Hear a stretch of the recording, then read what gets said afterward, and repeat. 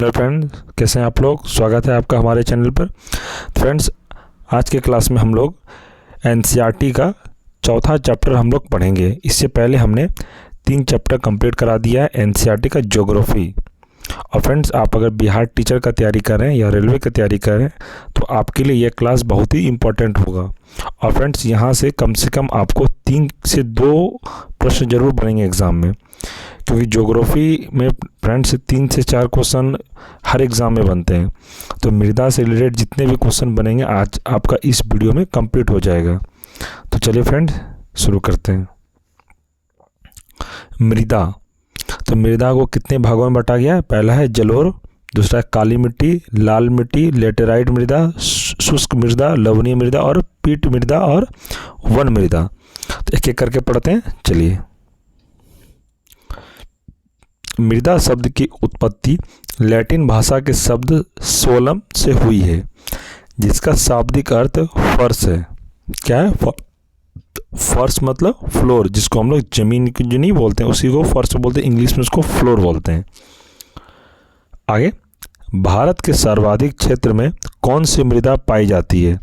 भारत में सबसे ज़्यादा कौन सी मृदा पाई जाती है। तो ये जलोढ़ कछारी मृदा पाई जाती है।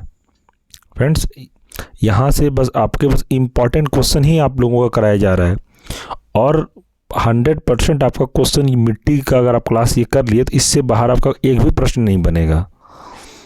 तो शुरू करते हैं हमारा दूसरा क्वेश्चन। रेगुर मृदा को किस अन्य नाम से जाना जाता है।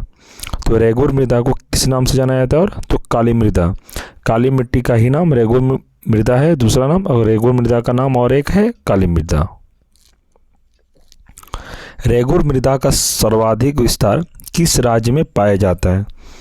तो रेगुर मृदा किस राज्य में सर्वाधिक मतलब सबसे ज़्यादा, तो ये जगह महाराष्ट्र में पाया जाता है। आगे, मालवा पठार में किस मृदा की अधिकता है। तो ये जगह काली मृदा।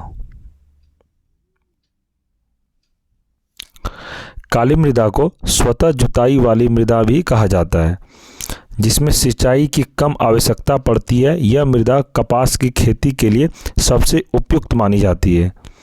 जो काली मृदा है, जिसको रेगुर मृदा भी कहते हैं, ये कपास की खेती के लिए सबसे उपयुक्त मानी जाती है। अगर आपसे एग्जाम में क्वेश्चन पूछेगा कि कपास की खेती के लिए सर्वाधिक कौन सी मिट्टी का प्रयोग होता है, तो आपको बताना है वहाँ पे काली मिट्टी। आगे, पीला रंग फेरिक ऑक्साइड के कारण होती है, जबकि लाल रंग लोहे के ऑक्साइड के कारण होता है। लेटेराइट मृदा मुख्यतः किन राज्यों में पाई है। तो लेटेराइट मृदा किन राज्यों में है। तो केरल, कर्नाटक एवं महाराष्ट्र में। आगे, लोहे की मात्रा अधिक होने के कारण कौन सी मृदा दिनों दिन अनवर होती जा रही है। तो इसका आंसर हो जाएगा लेटेराइट मिट्टी। आगे देखते हैं, मृदा की क्षारीयता को कम करने के लिए जिप्सम का प्रयोग किया जाता है। तो मृदा के क्षारीयता कम करने के लिए किसका प्रयोग किया जाता है। तो जिप्सम का। आगे क्वेश्चन देखते हैं, लेटेराइट मृदा भारत में मुख्यतः कहाँ पाई जाती है। तो लेटेराइट मृदा कहाँ पाई जाती है। जगह मालाबार तटीय प्रदेश में। सबसे कम जल धारण क्षमता किस प्रकार की मृदा में होती है। तो जगह बलुई दोमट मृदा में। पौधों को सबसे अधिक जल किस प्रकार की मृदा से प्राप्त होता है। तो जगह चिकनी मृदा से। मृदा की उर्वरता बढ़ाने के लिए कौन सी फसलें उगाई जाती है। तो मृदा की जो उर्वरता बढ़ाने के लिए कौन सी फसल उगाई जाती है। तो जगह दलहनी फसल।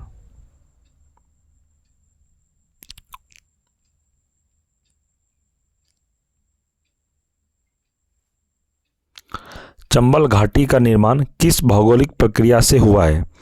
तो हो जाएगा अवनालिका अपर्दन। तो याद रखिएगा इसको। आगे, चाय बागानों के लिए कौन सी मृदा उपयुक्त है। तो हो जाएगा लेटेराइट मृदा, ये चाय बागानों के लिए उपयुक्त है। दोमट मृदा में कौन कौन से कण पाए जाते हैं। तो हो जाएगा गाद, मृतिका व रेत। नेक्स्ट, भारत की मृदाओं में किस सूक्ष्म तत्व की सर्वाधिक कमी है। तो हो जाएगा जस्ता।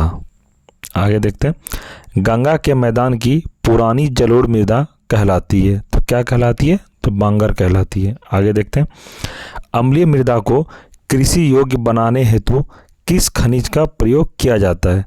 तो हो जाएगा लाइम या चूना का प्रयोग किया जाता है। भारत में सर्वाधिक क्षारीय मृदा किस राज्य में पाई जाती है? तो हो जाएगा उत्तर प्रदेश में। आगे देखते हैं, लवणीय मृदा में नाइट्रोजन व चूने के अल्पता में पाई जाती है। तो क्या पाई जाती है लवणीय मृदा में? तो नाइट्रोजन व चूने का। आगे, जैव मृदा का रंग नीला क्यों होता है? जैव मृदा का रंग नीला क्यों होता है? क्योंकि अम्लीय व फेरस आयरन के कारण। आगे देखते हैं, पश्चिमी राजस्थान की मृदा में किस खनिज की अधिकता पाई जाती है? तो कैल्शियम के। आगे, मरुस्थलीय मृदा में किस पोषक तत्व का अभाव पाया जाता है? तो नाइट्रोजन का। नेक्स्ट, मृदा अपरदन को किस प्रकार रोका जा सकता है? तो हो जाएगा वनारोपण द्वारा मृदा अपरदन को रोका जा सकता है। पीएच मान के अनुसार मृदा की प्रकृति के बारे में जानते हैं। पहला है 1 से 6 पीएच मान क्या हो जाएगा? अम्लीय मिट्टी। दूसरा है 7 पीएच मान, तो इसका उदासीन मिट्टी। तीसरा 8 से 14 पीएच मान क्या हो जाएगा? क्षारीय मिट्टी।